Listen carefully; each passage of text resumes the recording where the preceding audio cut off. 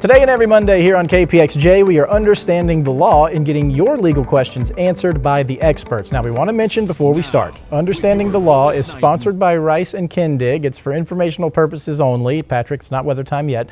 It does not constitute legal advice, and no attorney-client relationship is formed by watching or participating in this segment. So please consult with an attorney if you have any specific legal advice or if you're seeking that legal advice. So paperwork out of the way. Bill Kindig back with us again from Rice and Kindig Injury Lawyers. And Bill, we mentioned it last week, May, Mental Health Awareness Month. We're talking about now if you can be compensated for emotional distress. Yeah, so the short answer is yes. And it is interesting having done this. Today I celebrated being a graduate of LSU Law School, 39 years today. There you go.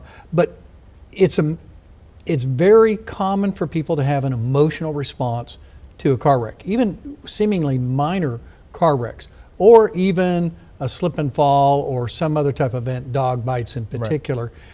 And so it's more than just the mere emotional reaction. It is severe emotional anguish or mental distress that comes about.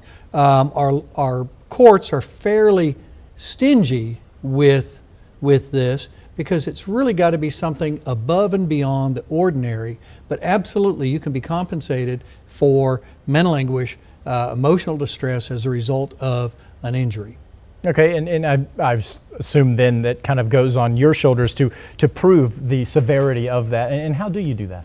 You know, I mean, we do it with paid professionals, psychiatrists, psychologists, counselors. Most people are familiar with post-traumatic stress disorder.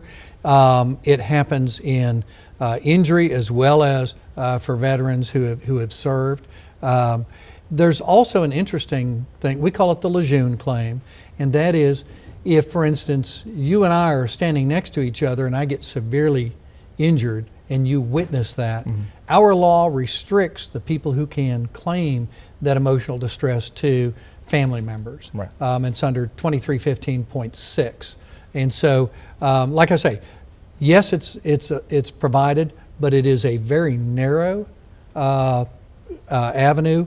It's one that we can certainly help people with. If you think that you've had emotional distress as a result of injury to yourself or others, come see us and we can let you know whether or not under our law that is something that would be compensable. And how often are you seeing claims of emotional distress? You know, it's not every day that we see a viable claim. Right. It is every day that we see that people are very emotionally upset by what happens in a car wreck, you know, especially when it takes you out of your ability to earn or your ability to care for children. Right. But actual PTSD and those type of cases are a little bit more rare, but certainly once a month.